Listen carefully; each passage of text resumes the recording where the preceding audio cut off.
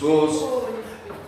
Toda honra seja dada ao Cordeiro de Deus, que é digno de reverência, de adoração. Eu sou grato a Deus pela sua vida, não é? Pela presença gloriosa de Cristo Jesus em nosso meio.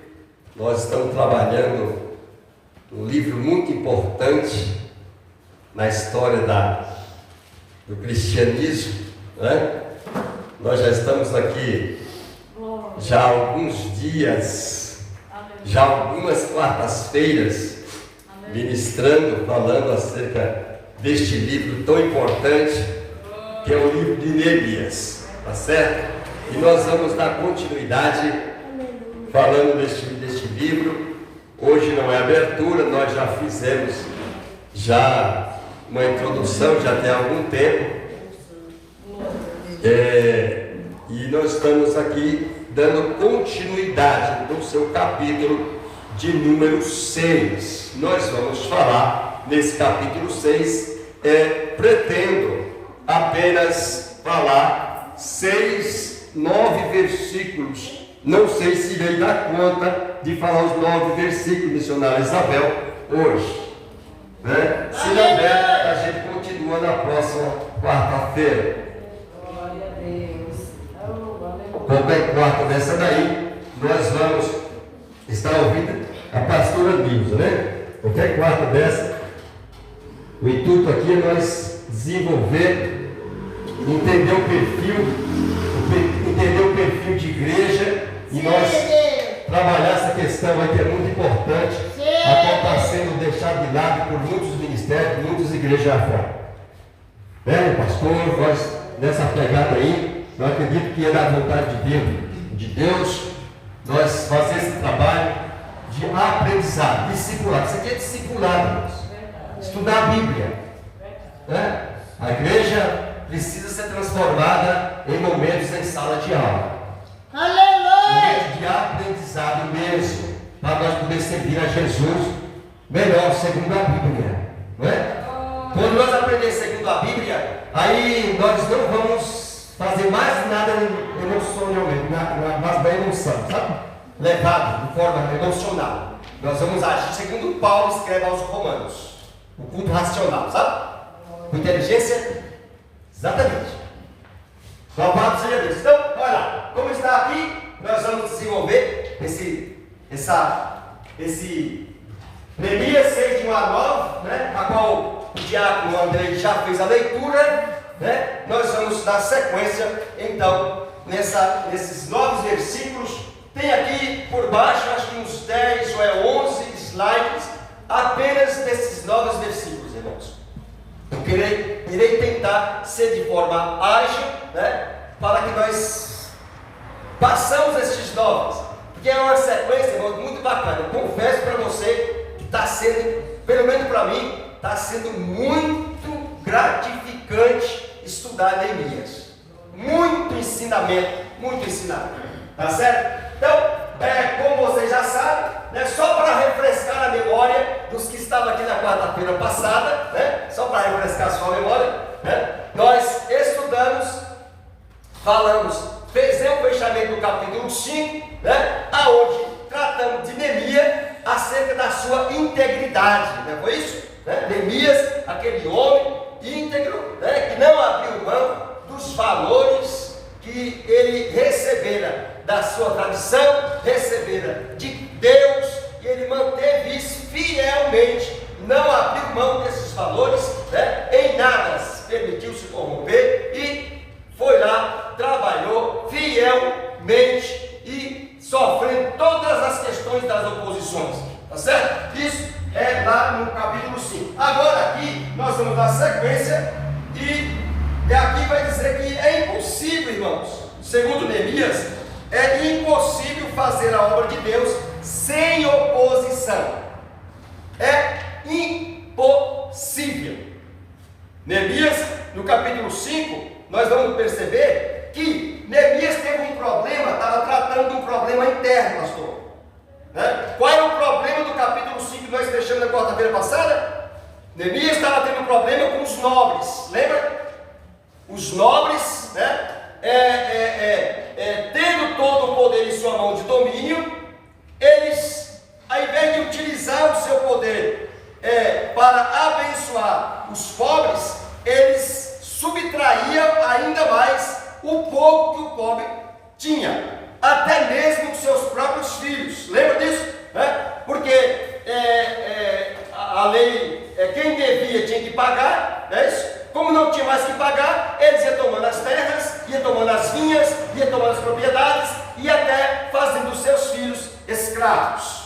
Então, Neemias foi um homem que lutou, abriu mão dos seus valores como governador. Ele vai dizer na sua palavra, no seu capítulo 5, que ele não usufruiu do seu direito de governador, né? Vocês lembram? Isso aqui só para refrescar a memória de quarta-feira que nós fizemos, tá certo? Então, Neemias fecha, ele resolve o problema interno que estava tendo com os nobres e bem como com toda a classe daqueles que desviaram por meio do suborno, na classe dos nobres, bem como na classe dos sacerdotes também, tá certo? Então, Neemias, pastora, resolve essa demanda, leva o povo a trabalhar novamente e ele então encerra o serviço das muralhas.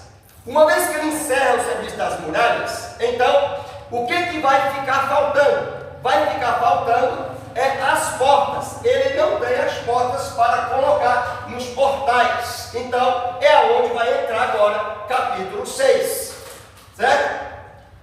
Então os inimigos agora, Gesem, Tobias, como está dizendo aqui no capítulo 6, no seu verso 1, sabendo de que Neemias resolveu a demanda do problema interno e que a obra está avançando de fato, e que a cidade de Jerusalém, de fato agora é uma cidade, né, está fechando realmente a vitória, né, eles veem a única coisa de ainda usufruir ou fazer ainda os seus projetos realizar, onde as portas ainda estão abertas. Falta colocar porta na cidade. Então é onde nós vamos entrar agora para falar do capítulo 6. Aleluia, Deus! Aleluia. Pois bem, então vamos lá, né? Deixa eu ligar meu aparelho. Tá ligado? Tá ligado. Então, como eu gosto de escrever, então é impossível fazer a obra de Deus sem oposição. Olha, enquanto Neemias estava ocupado resolvendo os problemas internos, como eu disse, tá certo? Então, os inimigos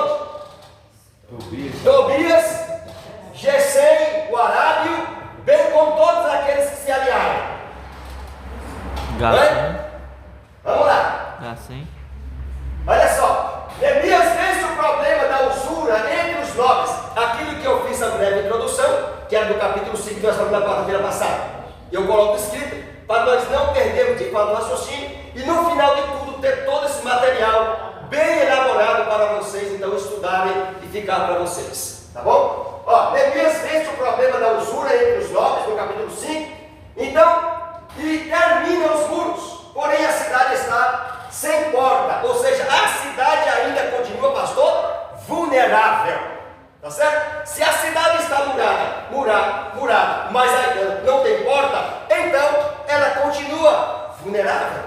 Tá certo? Então, aqueles que querem fazer com que a obra seja parada e o projeto de Neemias seja, irmãos, jogado por terra, ele continua insistindo. E aqui é onde a cartada dele vai vir, por último, tentar fazer essa obra.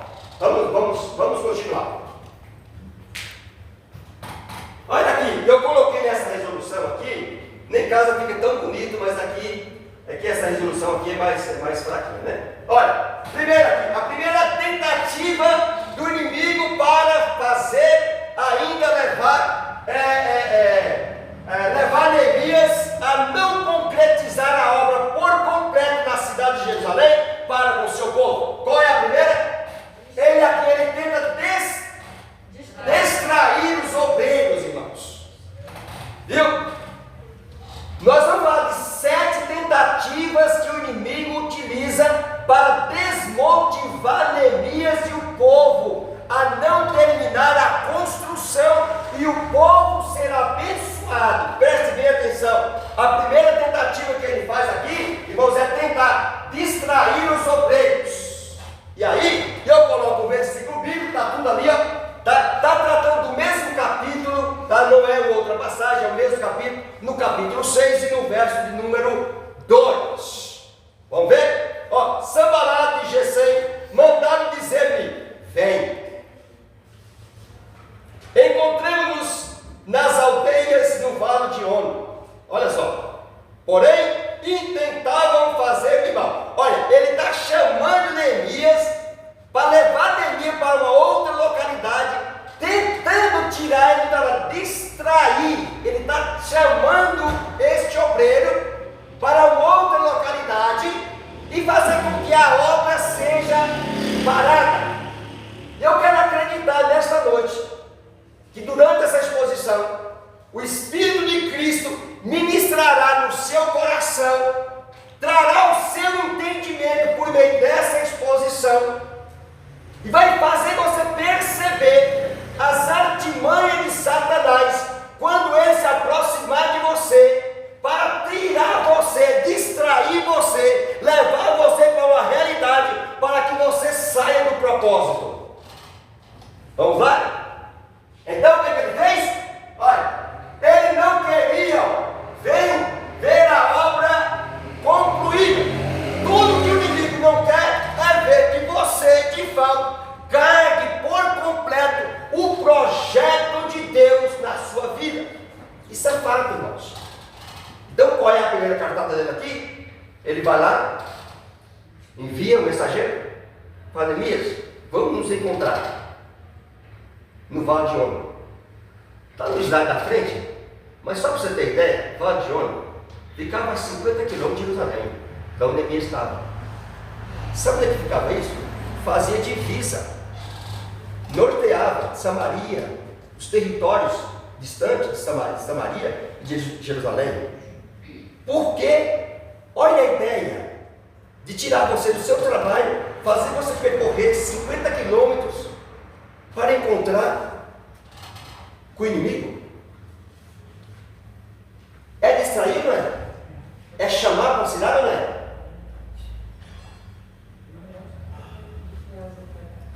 Isso daqui é um fato acontecido com um obreiro, irmãos, com um obreiro que está centralizado, que foi chamado para fazer uma obra. E eu quero refrescar sua memória, você que me acompanha aqui às quartas-feiras. Esse obreiro foi tirado a 1.500 quilômetros para fazer esta obra na cidade de Jerusalém, a qual muitos sacerdotes já haviam se corrompido e muitos outros já haviam se desembocado pelo caminho da usura, tá certo? Mas este homem foi arrancado de um palácio a 1.500 quilômetros, você puxa na história, para trabalhar, fazer uma obra para Deus, tá certo? Deus vai esclarecer muita coisa hoje no seu coração. Glória a Deus. Como é que o inimigo usa Ele tem várias máscaras. Eu vou mostrar que se der tempo hoje ainda, se não der eu mostro na próxima, como ele se torna inclusive seu amigo. Você vai ver. Para distrair você. Para você não cumprir a obra. Verdade. Tudo isso no meio do caminho. Nós não estamos no céu de não, né? Aqui não é o paraíso, não. Estamos no meio do caminho. No meio do caminho é perigoso. Vamos continuar? Olha lá. Os inimigos conspiram para intimidar Neemias. Olha. O inimigo não desiste. Ele ainda dá a sua última cartada aqui que eu falei. Ele faz um plano para distrair os obreiros, desviá-los da obra no meio do caminho. Tudo isso chamando aqui, você pode acompanhar a partir do verso 2 que eu estou fazendo aqui, do capítulo 6. Ele chama o obreiro para tirar ele do seu local, levar ele a 50 quilômetros de distância, em um local que, para você ter ideia, era hostil. Isso está escrito lá na frente, mas estou adiantando aqui. Era hostil à pessoa do Neemias, porque ia se aproximar daqueles que odiavam, que detestavam, que estavam aliados a Tobias, a Gesem, o arábio, e assim como os demais. Tá certo? Então, ele dá a sua última cartada aqui, né? Tenta distrair Neemias para desviá-lo da presença da obra que Jesus, que Deus tinha traçado para a vida deste obreiro, que era edificar a cidade de Jerusalém e levar paz, tranquilidade e esperança para um povo que estava passando fome. Tá certo? Vamos lá. Quantos que depois de fazer grande parte da obra caem na cidade do diabo e passam a fazer o jogo do inimigo? Aí você pode conferir lá no capítulo 6, no verso número 12.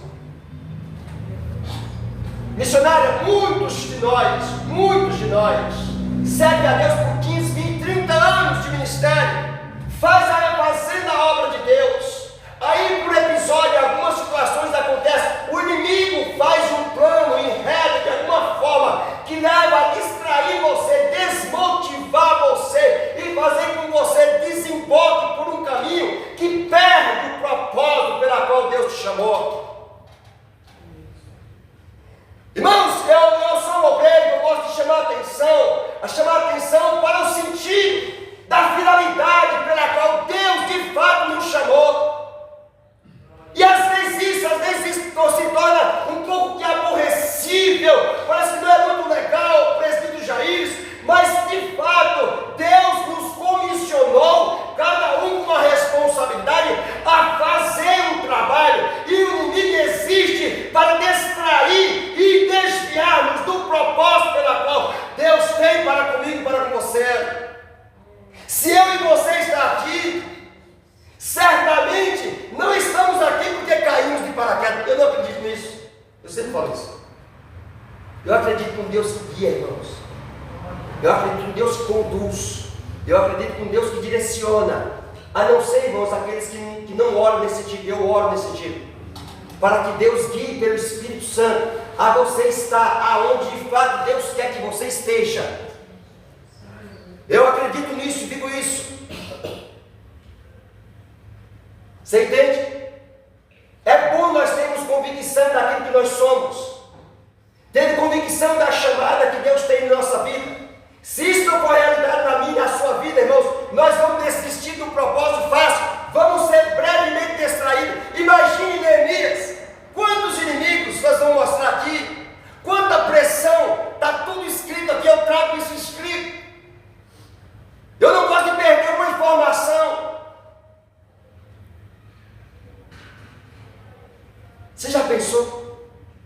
Nós não corremos, sabemos que corremos risco de morte, porque nós podemos estar andando e ser atropelado, enfim, mas ele corria risco de morte porque fazia a obra de Deus e tinha pessoas que queriam matá-lo, queriam exterminá-lo, e ele não permitiu. Se se ser distraído levar a cabo o propósito que Jesus, o melhor, que Deus tinha na vida dele, a qual chamou ele para esse trabalho.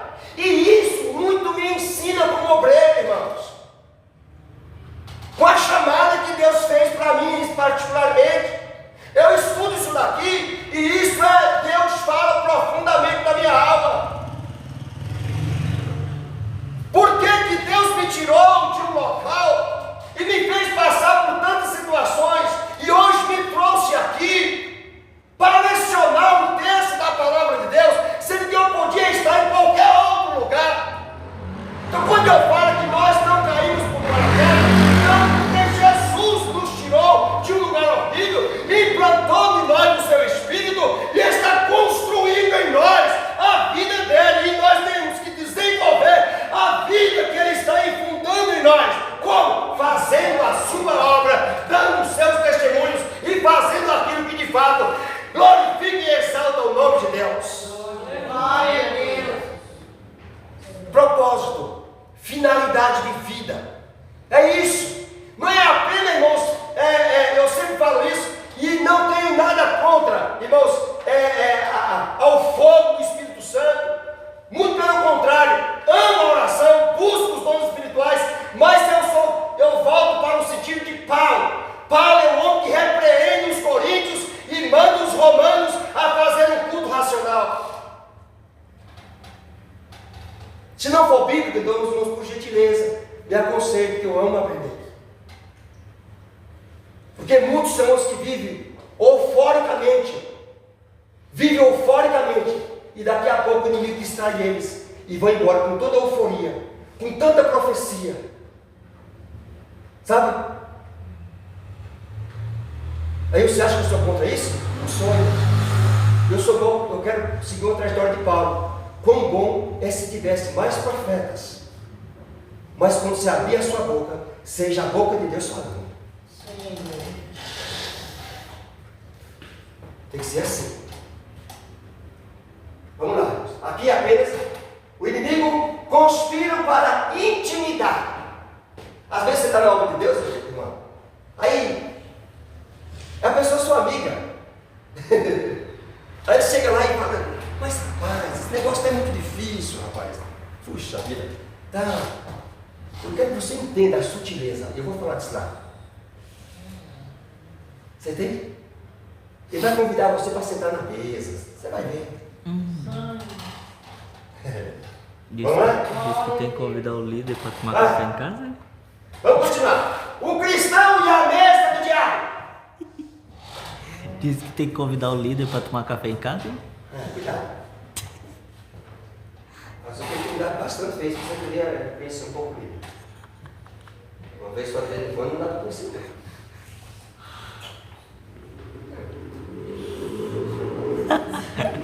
Nem só de pão viverá o hora. Vai, vamos lá. O cristão e a mesa do inimigo. Olha, segundo pontapé aqui, ou segunda cartada que o inimigo vai dar para tentar frear a obra de Neemias lá na cidade de Jerusalém. Segunda cartada, o que é? Ele convida os obreiros para um diálogo. Olha que legal, hein? O inimigo te convidando, montando uma mesa para dialogar com você. Isso é muito amigável, né? Vamos ver isso? Vamos ver?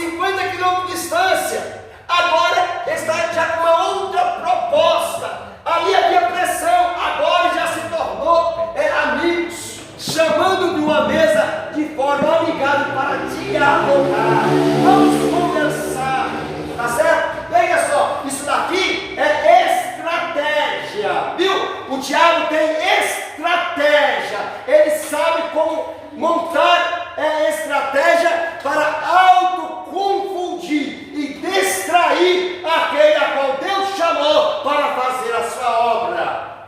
Tenha cuidado. Ó, a sutileza da serpente é mais perigosa do que o rugir do leão. Percebe?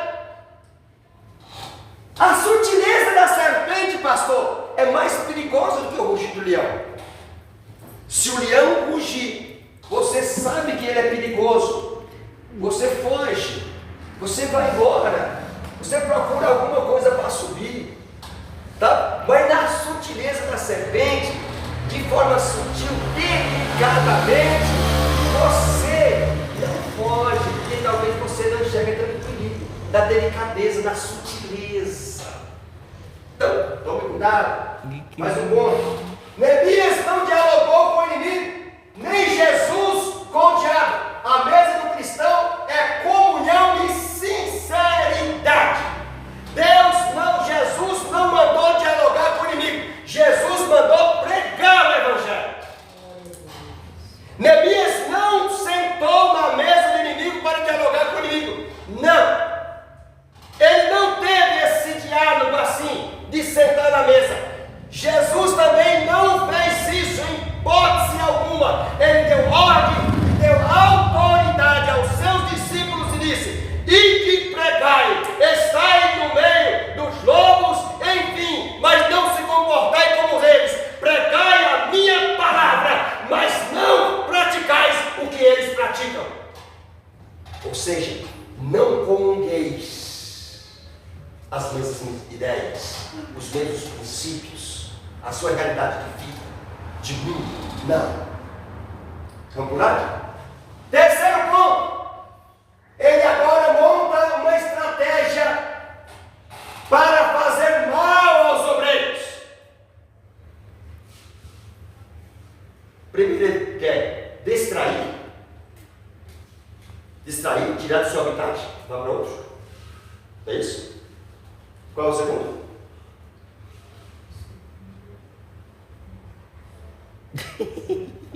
Pastor, o que você me disse quando Davi diz assim, prepara uma mesa perante mim na presença dos meus inimigos? Uma mesa? É. Jesus não preparou a mesa para você no deserto, a mesa de Deus na presença do inimigo não quer dizer que você vai se lambuzar com a comida do inimigo nem com as ideias do inimigo. Mas Deus pode preparar uma mesa para mim e para você, para nós dialogar e o inimigo assistir a tua vitória. Ficar envergonhado. Ele falou desse sentido, né? Tem um exemplo que você não precisa se lambuzar com a mesa do inimigo, mas Deus tem uma mesa preparada para você. O nosso inimigo veja o que Deus faz. E eu também, o meu ponto de vista é isso também. Olha, sabe o que está acontecendo? Está acontecendo assim, ó. As religiões estão montando uma mesa redonda. Está escrito lá na frente já, viu? Esse assunto. Então, uma mesa redonda. E aí agora convida as pessoas. Isso é uma ideia do comunismo. Tá? Isso é da religião. E diz assim, não, irmãos, todos nós estamos fazendo a obra de Deus. Todos nós somos cristãos. Aí coloca na mesa os valores. Tá? E aí vai tirando agora, de uma vez que estamos fazendo o mesmo trabalho, a mesma obra, então vamos andar juntos, vamos dialogar a mesma ideia, vamos comungar as mesmas coisas, né? Mas a nossa crença é num Deus invisível, por exemplo. O nosso Deus não é tangível. O nosso Deus é real aqui dentro de mim. E eu vou comungar uma fé que transcende a minha mesma realidade. Um Deus que morreu na cruz, mas não ficou pregado nela, desceu à cova, no terceiro dia saiu dela, foi de assunto ao céu, enviou o seu Espírito Santo, e é o que permite que eu e você tenham vida e salvo hoje. Percebe? Então nós não negociamos os valores eternos na mesa redonda com ninguém. Você entende? Nós não negociamos os valores que Jesus Cristo conquistou na cruz e colocou em nós. Nós somos o quê? Luz do mundo e sal da terra. É isso aí. E o segundo aí foi o diálogo. Fazer mal aos obreiros. Sabe? Eles querem de todos os meios desvincular, tirar a moral, arrancar toda a condição dos obreiros. Se acabar os obreiros, vamos pronto, está agora. Você é o obreiro de Deus, é o obreiro de Jesus que nos chamou para fazer o trabalho. Cada um faz o trabalho na sua perspectiva de chamado, não é isso? Então vamos lá. Olha, a intenção de fazer mal aos obreiros está claramente exposta por duas razões. Quais são elas? Primeira razão, ó. Razão era em função do local. Certo? Eles querem fazer mal aos obreiros. E primeira razão aqui é em função do local. O vale de Ono. Olha, faz fronteira dos samaritanos de Asdod, região hostil. Hostil a quem? A Neemias. Tá? Ó. Neemias, lá no 4:7, você pode ler, capítulo 4, verso número 7, está isso aqui. O plano a 50 quilômetros de Jerusalém, isso aqui é uma traição ao obreiro Neemias. Sanballat e Tobias e Gesem montaram, arquitetaram um projeto para fazer mal quem? Aos obreiros. Aqui, tirar ele da sua habitação e levar nessa região aqui, região essa que não aderia aos ideais de Neemias e a reconstrução do templo. Ou seja, se tira ele daqui e leva para essa região aqui, lá eles dariam fim a esse obreiro, mataria ele lá. Percebe? Lá ele não tinha muita gente, não tinha apoio, ele estaria apenas só, ou resumidamente, com algumas pessoas. Então, facilitaria, Reginaldo, a condição para eliminar este obreiro a qual Jesus, a qual Deus chamou. Isso é plano, isso é estratégia. Pastor, posso fazer uma? Claro. O senhor está falando da questão, por exemplo, ele podia ficar inchado e se tornar um orgulhoso também dentro da obra de Deus e a coroa cair? Pode haver esse tipo de manipulação também dentro das regiões? Tá ficando muito aí, irmão. Pode. Se ele, como nós explicamos no capítulo 5, se o Neemias não fosse um obreiro íntegro, olha, assim como os nobres foram iludidos, assim como parte dos sacerdotes foram comprados, Neemias também poderia ter se deixado levar e não lutado pela classe dos pobres, pastora Nilza. Mas o que ele fez? Ele manteve a sua integridade, não usufruiu dos seus direitos de governador e dividiu isso com a classe pobre e lutou por essa classe. Então, por isso que Neemias tipifica a pessoa do Espírito Santo. O significado do nome Neemias é consolo. Então, Neemias foi enviado a 1.500 quilômetros para consolar Jerusalém, seu povo.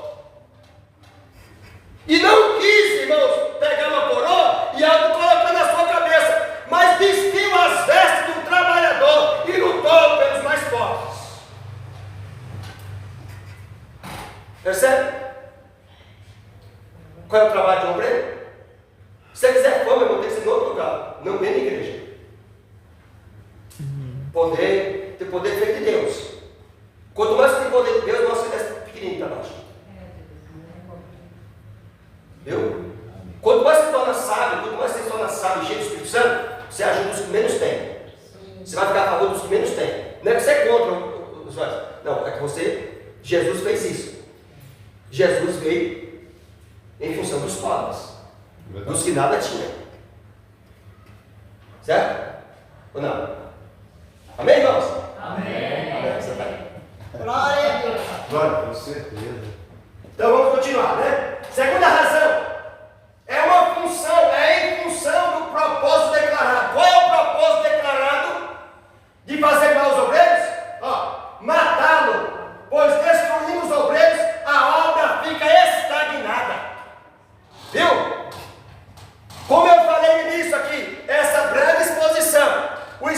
Espírito Santo de Deus vai cravar no seu coração e vai trazer discernimento na sua vida, que o obreiro de Deus, ele não pode morrer nesse sentido aqui. Então, para nós não morrermos e não cairmos na cilada e nas estratégias, na estratégia do inimigo, precisamos ter uma coisa que chama discernimento. Discernimento para não ser distraído e também para não falar mal do obreiro. Nós, como obreiro, não deixarmos ser levados a proferir palavras de maldição e tirar os obreiros da linha pela qual Deus colocou eles em um local ou, sei lá, em alguma coisa para fazer a sua obra. Amém, meus queridos? Então nós vamos continuar, tá certo? Hoje nós vamos falar bastante. Esses 9 versículos são 7 tentativas do inimigo para destruir os obreiros.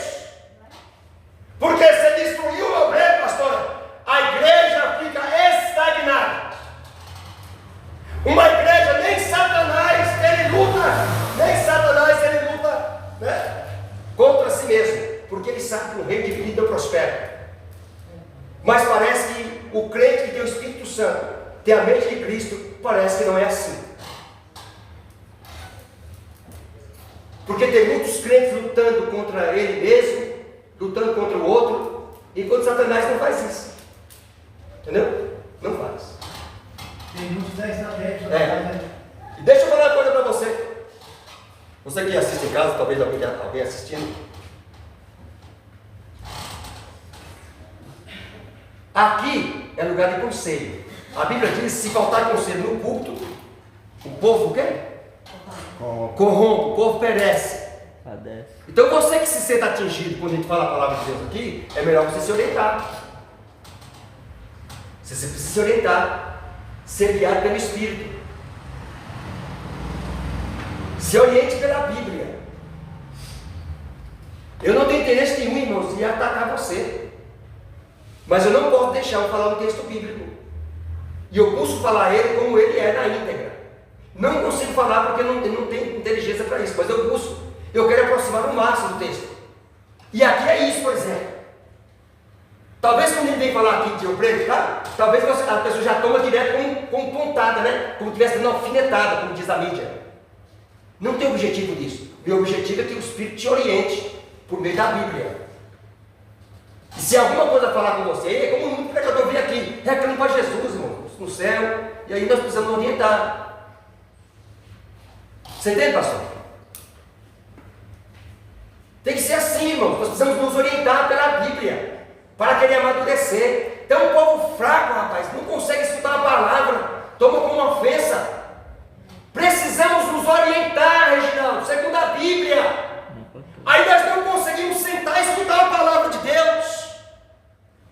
Mas nós conseguimos falar mal do irmão, apontar o irmão. Não conseguimos sentar com ele, mas nós sentamos na mesa do inimigo para falar dele. Eu estou tentando a terra ou não estou? O inimigo botou uma mesa redonda aqui e chamou Neemias. Ele foi? Não. O que o inimigo queria? Acabar com os obreiros. Se acabar com o obreiro, o que acontece com a igreja? Padece. Fica estagnada, não cresce. Nem você cresce espiritualmente, muito menos a igreja. Tem mocotó aí? Porque a igreja é você, a igreja sou eu. Tem mocotó. Jesus chamou você como obreiro, como obreira, para trabalhar para Jesus, compreender a palavra. Nós nos convertemos através dela. Eu, como pastor, tenho que me converter todo dia. Não sou melhor do que você, meu irmão, minha irmã. Sou um homem que estou buscando, aleluia, ir para a eternidade. Como? Observando as palavras de Deus. E a Bíblia diz que quem é de Deus é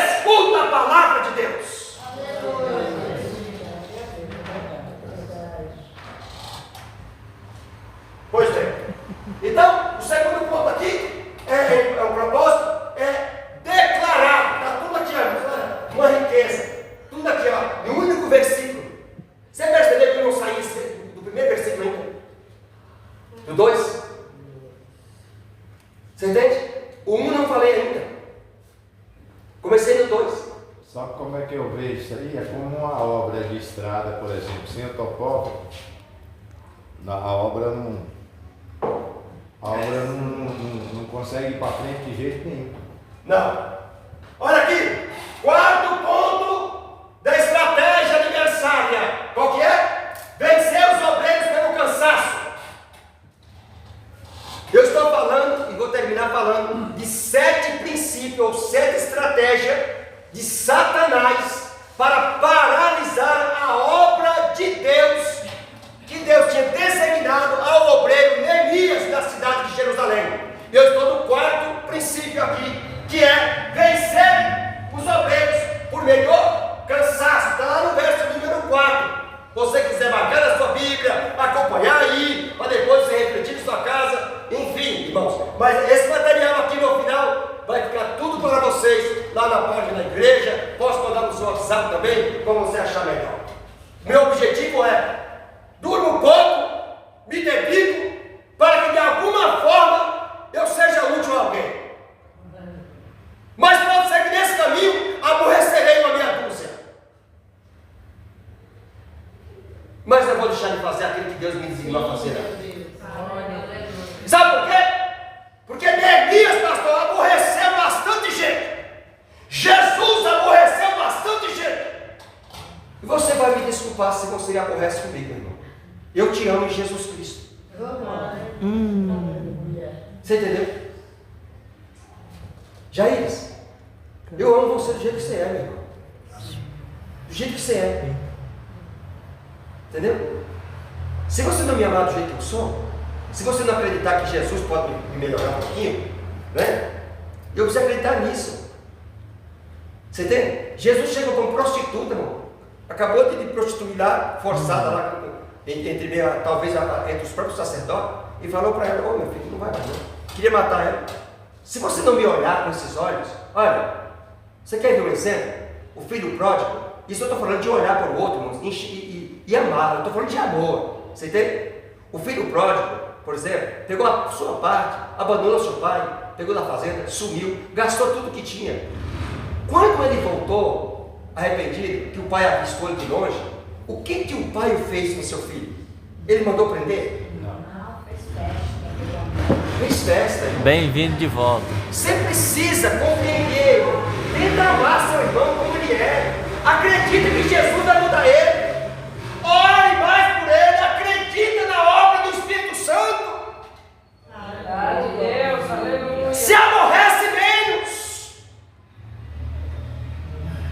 Quando você ouvir o pastor falar uma palavra, acredite que Deus também pode usar ele, assim como você acredita quando o pastor vem dos Estados Unidos pregar aqui, quando o pastor vem do Japão, quando vem lá de São Paulo, quando vem de qualquer lugar da face da terra. Acredite que é o mesmo Espírito que usa eles, também usa o pastor da igreja. Aleluia, Deus. Mas talvez, aleluia, o obreiro local, irmãos, ele não tem muito valor, a profecia dele não é valorizada, não é isso? Mas os de fora têm valor.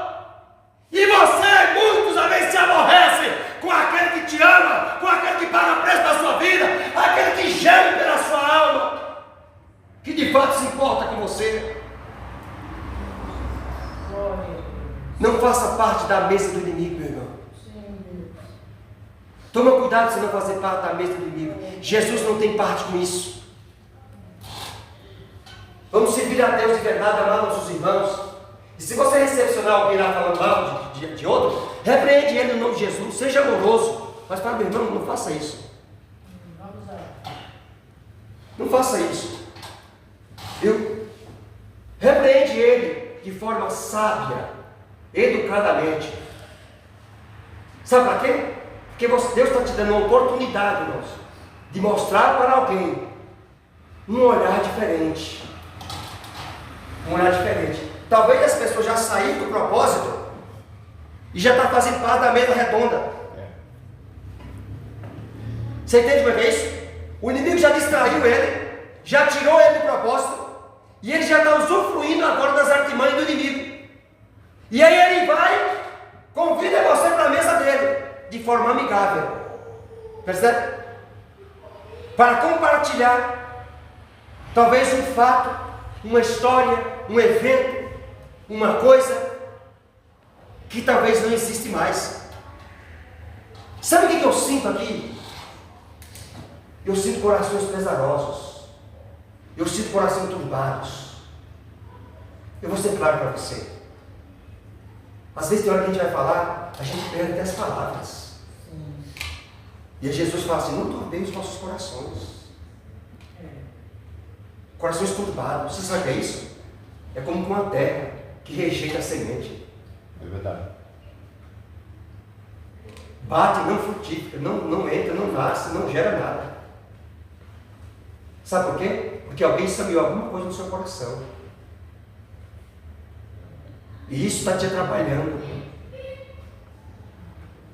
Eu vou ler um negócio para você, para esclarecer isso para você. Tá? Olha aqui! Vencer os obreiros pelo cansaço. Vamos lá. Oh, glória! Essa atitude dos inimigos pode ser vista sobre dois aspectos. Como são eles? Vamos lá. Opa, está vindo. Sobre dois aspectos. Quais são? Pela insistência.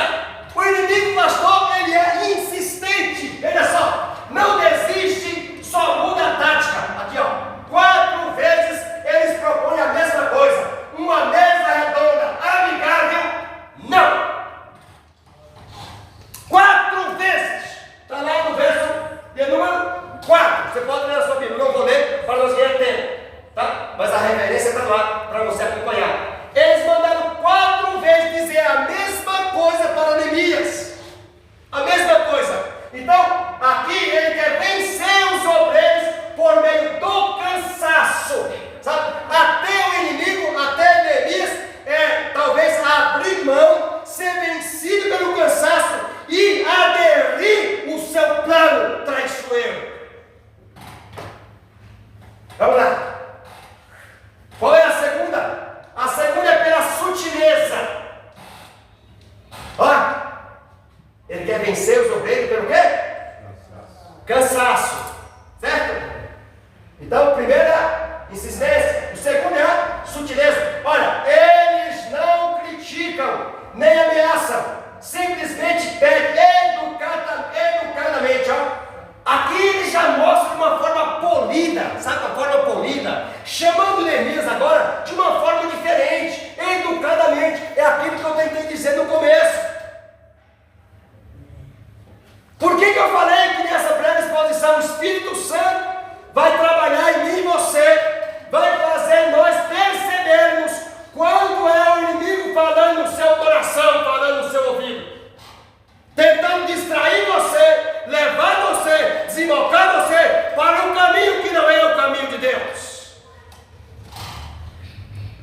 levar nós para fazer coisas que é fora da vontade de Deus, tirar-nos do propósito de Deus. Ele é o quê? Sutil. Sutil.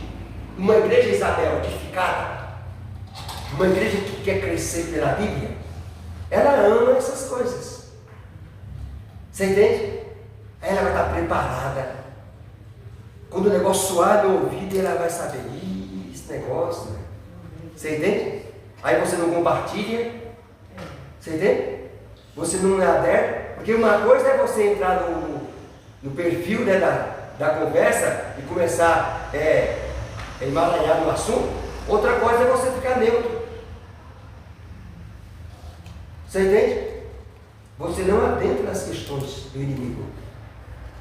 Ele vem, bate na sua porta e simplesmente você diz não, ou silencia. Você não compactua com os projetos adversários. E aí Deus vai te amadurecendo, Deus vai te edificando. Você como pessoa crente, cristã, educada, sabendo ouvir a voz do Espírito de Deus falando com você, quando é o inimigo, nas suas formas mais sutis. Ele tem várias máscaras, são várias as maneiras que ele utiliza. E vou dizer uma coisa, pastor, ele é eficiente. Viu? Eficiente. Tá? Vamos continuar? Então vamos continuar. Olha lá. Quinta agora. Falar mal dos obreiros. Está lá no Nós estamos estudando Neemias, irmão. Você pode acompanhar na sua Bíblia. Você pode acompanhar na sua Bíblia aí. Nós estamos estudando Neemias. Eu não estou jogando piada para ninguém aqui, pastor. Para a igreja, nem para indivíduo, nem para ninguém. Eu estou lecionando. Eu estou estudando para de fato lecionar a Bíblia. Lecionar. Nós precisamos conhecer a Deus estudando a Bíblia. É assim que nós vamos crescer como crente. Pessoas edificadas, fortificadas, solidificadas, certo? Quando vem bater, presidente, né? Vai ser igual ao Palmeiras. Vai levar lá de volta, o vento vai passar e você volta. Ai, glória! Venci, né? Na presença de Cristo. Que tribulação não vai faltar mesmo. É isso? Vamos lá! Falar no nome dos obreiros. Capítulo 6, versos 5 a 7. Está registrado isso daí. Você pode marcar aí. Tá? Olha, o inimigo usa várias armas. Ele é versátil. Olha, tem várias máscaras. Ó, como não conseguiram matar Neemias, agora enviaram uma carta, cujo conteúdo era uma espécie de assassinato moral do líder. Ou seja, pastor, eles tentaram tirar Neemias de Jerusalém e levar lá para o Vale de Ono, certo? Para quê? Numa região distante, longe de Jerusalém, para lá dar fim a Neemias, matar Neemias. Como não conseguiram matar Neemias, ele vem agora mudando as suas máscaras, as suas táticas e tentando elaborar todos os métodos. Agora, por fim, ele manda um jovem com uma carta aberta. Nessa carta aberta, o seu conteúdo está nela, é um verdadeiro assassinato moral sobre o líder.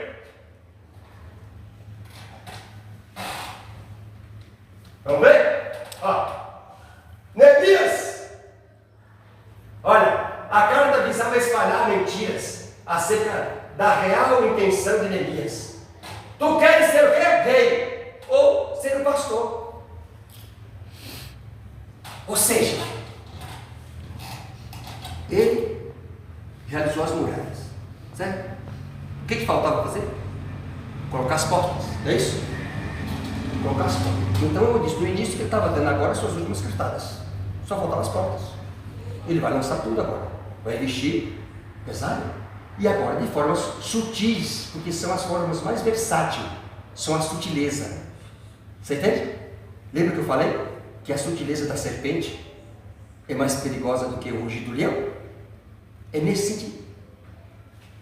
Então, ó, Neemias agora construiu tudo.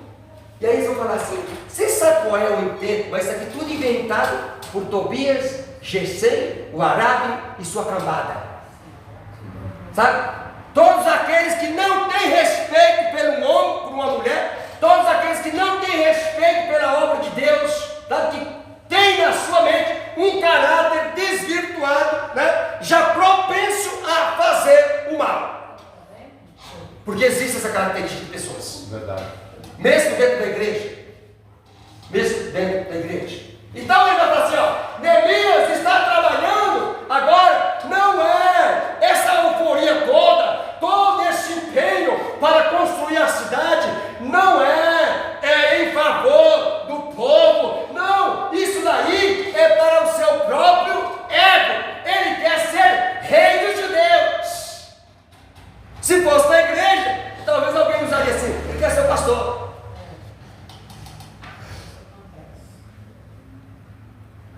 Deixa eu contar uma coisa simples para você, bem simples. Está vendo esse culto aqui? Eu sempre fiquei um pouco incomodado com ele, desde quando eu cheguei, porque eu achava muito apertado, né, pastor? Você também falava, era muito apertado. Então Deus preparou o meio que nós jogasse para lá, né? Aí eu fui ali dentro, peguei essa cadeira, essa. Você percebe que ela é diferente? Eu peguei a coisa aqui, ó. Sei quem fez foi ele. E eu coloquei essa cadeira aqui intencionalmente. Intencionalmente. E eu até falei para essa cadeira, o culto funciona assim. O pastor senta nessa cadeira, que a minha intenção foi o pastor. Eu estou colocando essa cadeira, inclusive não tinha, era poucas, era só 3, né? Então, do jeito que ficou aqui, ficou mais uma. Então eu coloquei essa cadeira, o obreiro líder. coloquei a cadeira para o pastor e intencionalmente eu coloquei isso. E eu falei, eu vou sentar de a par, quando precisar conversar de alguma coisa, eu estou junto com ele. Agora não tem problema da pessoa dirigir o culto e ficar sentado na frente, porque tinha que ser assim, lembra? Agora você pode dirigir o culto sentado de lá ou sentado de cá, mas não tem problema nenhum de alguém sentar nessa cadeira. Mas se alguém vir dirigir o culto e sentar nela, aqui, as pessoas talvez vai olhar isso com normalidade. Mas se eu sair da minha e sentar nela, é possível alguém ver com outros olhos. Você percebe? Você percebe que é possível alguém ver com outros olhos? Você entende? É mais ou menos o sentido aqui, tá, irmão? Só pra... Colocar uma cadeira de plástico aí, irmão. Hã? Colocar uma cadeira de plástico. A mente luciferiana escrita em uma carta. Eu estou falando, irmãos, de como você se permite se projetar. Eu estou dando apenas apontamento de como as possibilidades do ser humano olhar e enxergar as coisas. Você entende? O trabalho de Neemias trabalhava, irmãos, em favor do povo. Tudo que ele fazia em favor do povo. Desde quando eu cheguei aqui, eu trabalho pelo benefício do reino de Cristo, da igreja. Eu não tenho interesse em ganhar glória para mim, não. Eu prefiro ficar na minha casa, se for isso, irmãos, ou em qualquer outro lugar. Se não for para fazer as coisas para Cristo, para o reino de Cristo, é melhor ficar quieto. Você entende? Não adianta. Percebe? Até porque, pastor, a pessoa vem para ouvir a palavra de Deus, ela não está preocupada com os externos, essa cadeira, o D, o A, o B, o C. Agora, os que vêm com a intenção de ver essas coisas externas, é você que esquece de ver o eterno.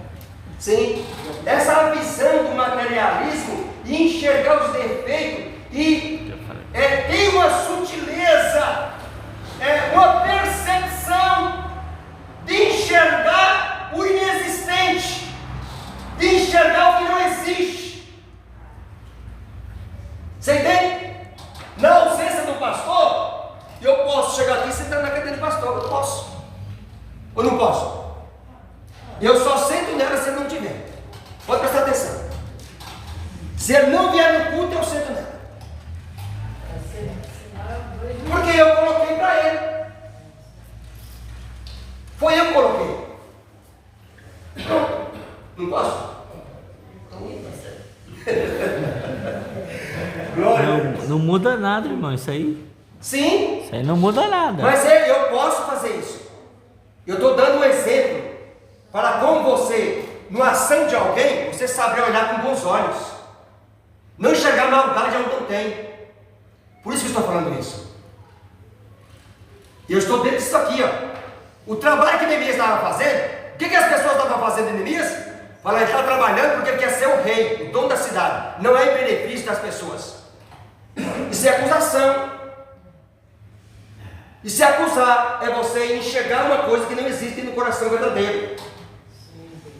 As minhas colocações que eu estou fazendo com raciocínio, eu estou fazendo com lógica, com princípio.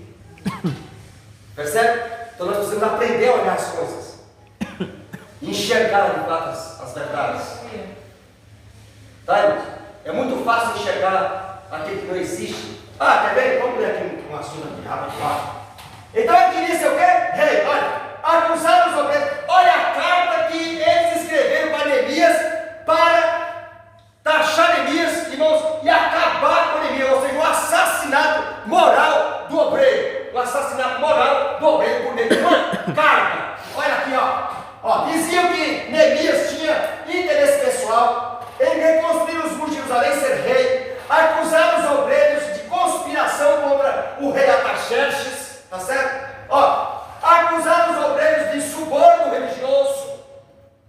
Afirmaram que Neemias não apenas era um rebelde político, mas um apóstata religioso. Ou seja, se você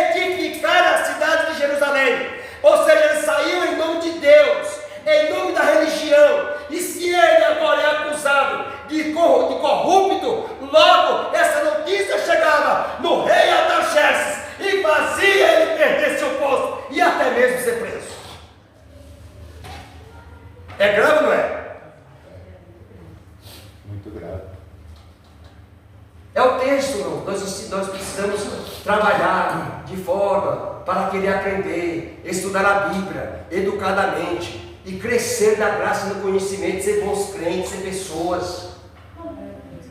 Viu, irmãos? É isso. É diferente de nós sentirmos uma graça, e que isso é muito gostoso, muito maravilhoso, e está aqui da porta para fora, nós não entendemos mais o que aconteceu. Não leve, pastor, não permita que nada entre no seu coração quando eu falo essas coisas, porque Deus me faz entender algumas coisas. Eu falo com inteligência, irmãos. Não te deixe ser levado pelo lado emocional. Não te deixe ser levado, acredite em Paulo. Acredite no apóstolo São Paulo que escreveu isso. Busque com inteligência, racionalidade, para servir a Cristo em espírito e em verdade. Por isso que Deus procura no meio da igreja. Percebe isso? Olha só, então vamos terminar. Ó, aqui eu falei do filho pródigo, né? Olha, há um princípio da psicologia, isso aqui é da psicologia, para você compreender. Ó, há um princípio da psicologia que diz que as pessoas estão sempre prontas a acreditar no pior com respeito aos outros. Ou seja, eu tenho uma excelente amizade com a irmã Isabel, e ela também tem uma excelente amizade com a pastora Nilza, certo? Como nós temos excelente amizade, em um certo momento, a pastora Nilza escuta alguma coisa da astrologia. A astrologia também fala para a Nilza, a Nilza também fala com a Isabel. Sem verdade ou não, o teu olhar, para mim, vai mudar. Entendeu? E aí é onde o seu coração vai se turbar. Isso aí que acontece. O que eu falar para você não vai ter muito valor. Sem conhecer a pessoa. Você entende? Já aconteceu. Olha, Deus me faz perceber muitos corações turbados. Você entende? Isso é fato. Eu não estou com piada, não estou jogando conversa fora. Eu só estudei 9 versículos. E eu vi o computador o dia inteiro ligado. Durmo um pouco para estar no momento como está aqui. Só que eu estou aqui com muita alegria, com muito prazer que eu faço. Viu? Você pode só ouvir como você pode falar no seu coração. Eu sou o que sou. Ó, então esse aqui é um fato da psicologia. Nós vamos terminar. O sexto, chantagear os obreiros. Está lá no verso 7, a parte B. Você pode ler, está aí, grife na sua Bíblia, para você não achar que estou falando coisa na minha cabeça. Tá? São busca, são exegese, são leituras, são pesquisas de materiais fidedignos. Hoje em dia não é diferente. Hoje em dia acontecem essas coisas. Sim. Chantageados. Então, se firme, meu irmão, na graça, fique firme. Não te deixe levar, distrair do propósito de Deus na sua vida, não. Por isso que muito parte da igreja, irmão, estão capengando. Né? Não aguenta escutar nada, irmãos. Sai caindo. Olha, chantagear os obreiros, 6 e 7, parte B. O vem do versículo 7, parte B, é diferente do vem do versículo 2. Agora o inimigo já colocou suas unhas, aqui ó, unhas de fora, abertamente, chantageio e a pressão. De primeiro, eles queriam distrair e tal, era sutil, agora eles colocaram as suas unhas por lá de fora, se declararam inimigo, sabe, Isabel? Vamos passar rápido aqui para nós finalizar. Eles se colocaram como se Neemias não tivesse escolha. Eles querem não somente paralisar a obra, mas arruinar os obreiros, caso não cedam à pressão. Ou seja, escreveram uma carta, sabe, assassinando Neemias, dizendo que ele agora não tem escolha e que ele tem que se encontrar com eles, porque senão essas informações vai chegar diante do rei Artaxerxes e a vida de Neemias seria de fato arruinada. Mas Neemias, em momento algum, Neemias se dobra, irmãos, a esse diabismo. Você vai encontrar Neemias dizendo: tudo isso é coisa do teu coração, tudo isso é mentira descabida, porque eu de nada tenho a ver com isso. E por último é o sétimo: atemorizar os obreiros. Conseguimos, graças a Deus. Conseguiu. Glória a Deus. Por último, atemorizar os obreiros. Verso 9. Tá? Tática do diabo. Aqui, ó. O propósito final do inimigo é o quê? Paralisar a obra. Se eles conseguem intimidar e atemorizar os obreiros, eles terão então conseguido o seu objetivo. Não é isso? E aí, ó. E aqui nós terminamos aqui, ó. Não fomos chamados para temer o inimigo, mas para resisti-lo. Os covardes não são aptos a entrar no reino de Deus. Está em Apocalipse 21:8. Deus espera de nós o quê? Coragem. Viu? Deus não nos chamou para temer o inimigo. Deus nos deu capacidade de pelo mundo e pregar o evangelho. Sobre você, você tem a autoridade de expulsar os demônios, de curar os enfermos. O meu Espírito está sobre você. Então você não precisa temer o inimigo. Mas nós precisamos então ter coragem para fazer a obra de Deus. Deus nos capacitou com a sua graça, presbítero, e nos deu ousadia para disseminar a palavra de Deus, pregar o Evangelho de Cristo, porque esse Evangelho que vai mudar, aleluia, a figura, irmãos, do quadro deste mundo tão contaminado que ele está. Vidas tão, irmãos, descaídas, frustradas. Não deixe de falar a palavra, buscando orientar, irmãos, buscando entender o mais próximo possível da sua realidade, daquele que escreveu, com o que estava acontecendo na época, o que ele estava passando, por quê? Sempre questione a Bíblia, por que escreveu, por que foi isso, por que foi aquilo, por quê? Porque havia uma situação, Deus levou a escrever. Quando nós entendemos isso, então nós vamos fazer uma leitura de aplicação para a nossa vida, com entendimento do que de fato Deus estava fazendo, e então nós vamos tirar uma leitura e fazer uma aplicação aqui e agora no nosso espaço e nas nossas vidas. Deus abençoe em nome de Jesus. Até a próxima.